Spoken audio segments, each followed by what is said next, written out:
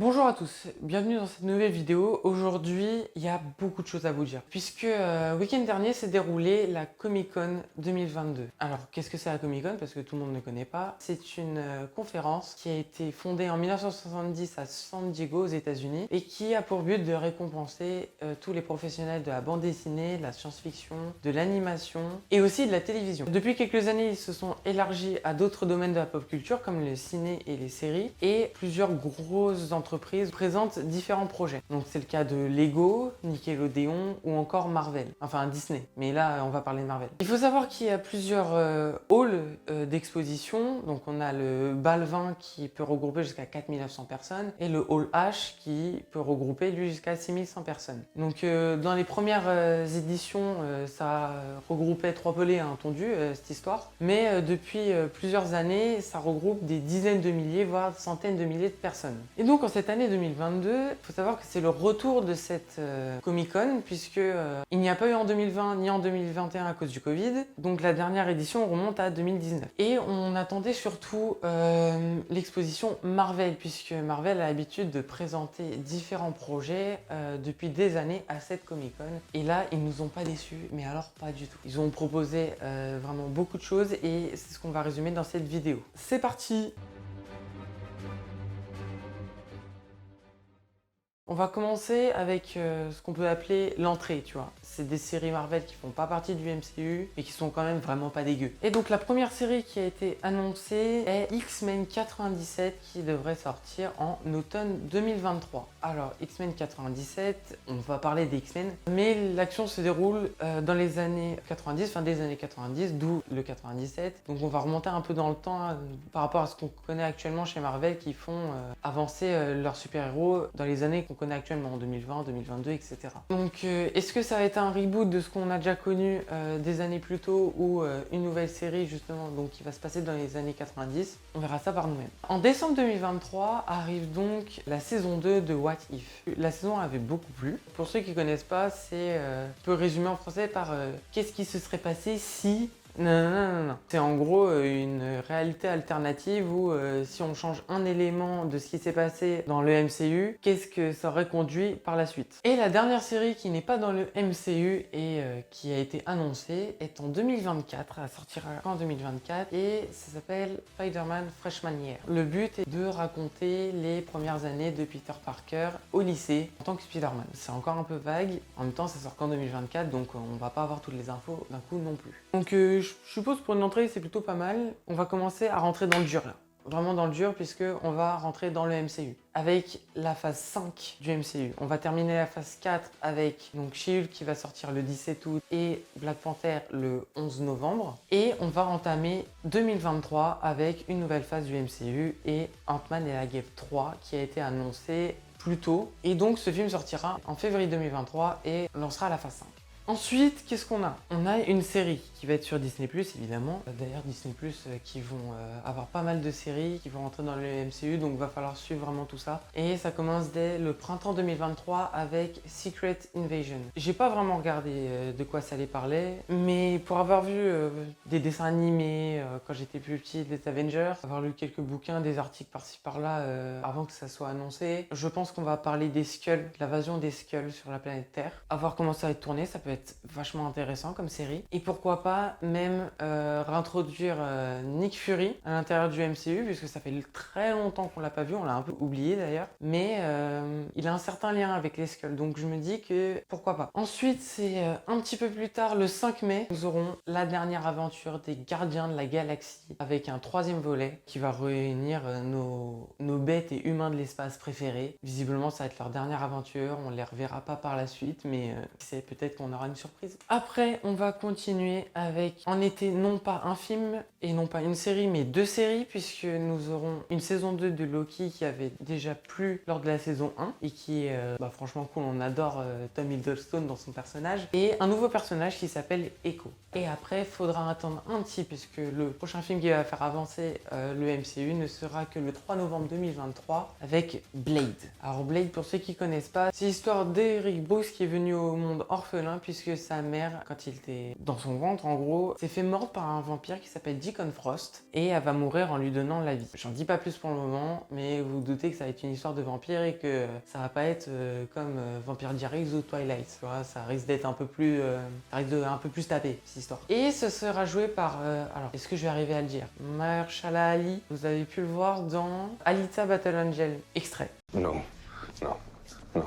Wait. Oh, j'ai oublié juste avant, il y a une série entre-temps, entre Blade et les séries qui sortent en été, il y a une série en automne qui s'appelle Iron Heart, et en plus c'est hyper important puisque Iron Heart c'est l'histoire d'une gamine de 15 ans qui a un potentiel intellectuel très élevé et qui va reprendre l'armure de Iron Man et qui va se créer sa propre histoire avec cette armure. Donc on a un nouveau super-héros en armure qui va arriver et qui va peut-être faire partie de la suite du MCU. Donc ça peut être plutôt cool et peut-être nous remémorer des souvenirs avec Tony Stark. Et on termine cette année 2023 en hiver par la série Agatha Coven and Chaos, le personnage d'Agatha qu'on peut apercevoir, même voir et qu'on nous a présenté dans la série WandaVision. Est-ce que vous arrivez à suivre jusque là? Non, parce que là on avance quand même pas mal de choses et j'ai envie de dire le pire reste à venir. Là on va rentrer dans ce qu'on peut appeler les dingueries parce que au printemps 2024 une nouvelle série encore, ouais il y a beaucoup de séries, Daredevil va rentrer dans le game. Alors si vous connaissez pas Daredevil, il y a 2 saisons sur Netflix, enfin qui étaient sur Netflix, mais maintenant elles sont sur Disney+.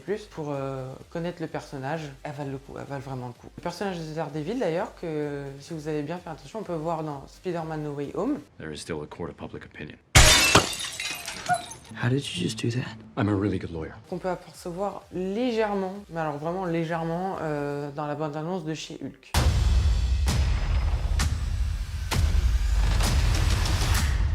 Donc ça fait pas mal de teasing pour présenter Daredevil qui arrivera au printemps 2024. Ensuite, ça fait longtemps qu'on n'a pas eu de film, je suis d'accord. Le premier film de l'année 2024 sera le 3 mai. Et ce sera ni plus ni moins que Captain America 4, qui s'appelle New World Order.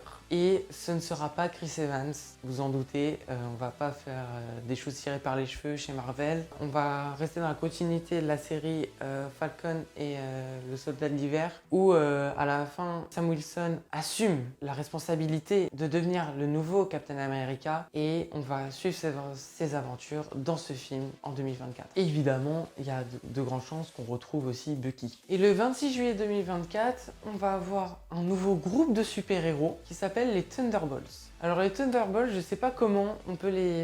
Est-ce qu'on les qualifierait de super-héros déjà? Juste pour vous dire pourquoi je me pose cette question, tout simplement parce que un Thunderbolts, c'est Deadpool. Ouais, est-ce que c'est un super-héros Deadpool? On sait pas. Donc c'est une bande de super-héros qui, d'après les comics, est composée de Hulk Rouge, Deadpool, Elektra, Agent Venom. Et donc, pour la faire courte, c'est soit des gens qu'on peut considérer comme super-héros, soit un peu l'équivalent de Suicide Squad chez DC Comics. Et cette bande de super-héros va terminer la phase 5. Vous avez cru que c'était fini? Non, bah bien sûr que non. Kevin Feige, le directeur du MCU, c'est un malade. Le mec, il a déjà prévu l'univers Marvel et jusqu'en au moins 2031. Donc vous attendez pas à ce que ce soit fini. Ils ont annoncé le début de la phase 6. Le début de la phase 6, on n'a même pas commencé la phase 5 ni terminé la phase 4, que la phase 6 c'est déjà annoncé. C'est un truc de ouf. Et ils ont annoncé quoi pour le début de la phase 6? Ok, je vais donner un indice. Vous pensez à quoi ce chiffre là? Ouais, ils ont annoncé les 4 Fantastiques, qui va enfin, depuis plusieurs mois, voire même des années, où la rumeur sur leur arrivée dans le MCU prenait de l'ampleur, elle est enfin là. En novembre 2024, on aura bien un film, les 4 Fantastiques. Mais attention, ça risque pas d'être les mêmes que ceux qu'on voit dans les films précédents, visiblement. Alors c'est qu'une rumeur, mais elle est pas illogique, puisque dans certains comics on le voit aussi, c'est que Spider-Man, avec Tom Holland, ferait partie des 4 Fantastiques. Et ce serait même presque logique, vu que on n'a pas dit au revoir à Spider-Man comme on a dit au revoir à Tony Stark ou Captain America dans le MCU. Tom Holland, il est encore présent quelque part dans le MCU malgré la fin de No Way Home. Donc ce serait pas, à mon sens, incohérent de voir Spider-Man dans les 4 Fantastiques. Je pense que c'est un qui me hype le plus. Et là, on entre en 2025. Déjà, bienvenue. C'est les 2 dingueries de cette Comic Con 2022, puisque on a l'arrivée de Avengers. Kang Dynasty. Vous avez bien entendu, un nouvel Avengers va sortir en 2025, un nouveau film Avengers avec certainement tous les super-héros qu'on a connus ou qu'on va, enfin même pas connus, c'est qu'on va découvrir au fur et à mesure. Donc les 4 Fantastiques que je viens de vous parler, ils y seront sûrement. Les Éternels qu'on a vus il y a presque un an maintenant, ils y seront. Peut-être Thunderbolts. Enfin bref, on entre dans une nouvelle ère. Et ils vont faire mieux que ça, puisque ne serait-ce que 6 mois plus tard, en novembre 2025, qu'est-ce qui va sortir? Un deuxième Avengers. 2 films Avengers dans la même année. Même quand ils avaient fait Infinity War et Endgame, il y avait un an d'écart. Là, ils sortent la même année, à 6 mois d'intervalle. Ce dernier Avengers s'appellera Secret War. Je sais pas ce qu'il va donner, mais ça risque d'être une sacrée dinguerie. Et ce n'est pas fini ici. Bon, là c'est bon. C'est fini. La phase 6 apparaît légère là, mais vous inquiétez pas, il y a visiblement 2 films dont on ne connaît pas encore le nom et pas moins de 7 séries qui doivent être présentées dans les mois qui arrivent, donc on n'en a pas fini avec Marvel, vous inquiétez pas. Je pense que c'est pas mal déjà, ça fait beaucoup de choses, ça promet que du bon. J'espère que ça sera aussi bien que cette saga qu'on vient de quitter, ce qu'on peut appeler l'Infinity Saga, que les nouveaux Avengers auront autant de popularité que les anciens. Et c'est avec l'annonce de cette phase 5 et de cette phase 6 qu'on vous dit bienvenue dans la saga du multivers. Ouais, ça claque. Ouais. Si vous êtes resté jusqu'au bout, bravo à vous, puisque une dernière petite chose, à la D23, qui sera du 9 au septembre, Marvel a annoncé que ils allaient eux-mêmes annoncer les plus grosses dingueries du MCU qui allaient arriver ces prochaines années. Donc ce qu'on avait à la Comic Con, ça risque d'être que le début.